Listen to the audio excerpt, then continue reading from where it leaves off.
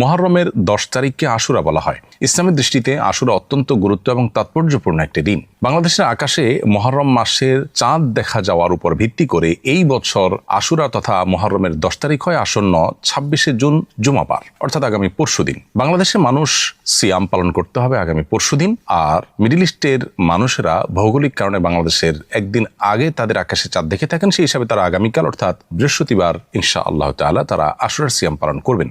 আশুরার সিয়াম সম্পর্কে নবী করিম সাল্লাল্লাহু আলাইহি ওয়াসাল্লাম বলেছেন, সিয়ামু ইয়াউমি আশুরা আহতাসিবু আল্লাহি আন ইউকাফিরা সানাতাল্লাতী ক্বাবলাহ, অর্থাৎ আশুরার দিনের রোজার ফজিলত সম্পর্কে আল্লাহর প্রতি আমার ধারণা এর মাধ্যমে আল্লাহ তাআলা 1 বছর পূর্বের গুনাহ মাফ করে দিবেন। অতএব আমাদের 1 বছর পূর্বের সগীরা গুনাহগুলো যেন মাফ হয়ে যায়, সেজন্য আমাদের আশুরার দিনে রোজা রাখার চেষ্টা করা উচিত। তবে আশুরার সিয়াম একটি নয়, বরং মুসলমান হিসেবে আমরা 2টি সিয়াম পালন করার চেষ্টা করব, কারণ নবী করিম সাল্লাল্লাহু আলাইহি ওয়াসাল্লাম বলেছেন, খালিফুল ইয়াহুদ, ইহুদিরা শুধুমাত্র আশুরার দিনটি রোজা রাখে, তোমরা তাদের ব্যতিক্রম করো, তাদের চাইতে ভিন্নতর করো, তোমাদের রোজাতে যেন স্বাতন্ত্র্য থাকে তাদের চাইতে। সেজন্য আমরা একটি নয় বরং 2টি রোজা রাখবো।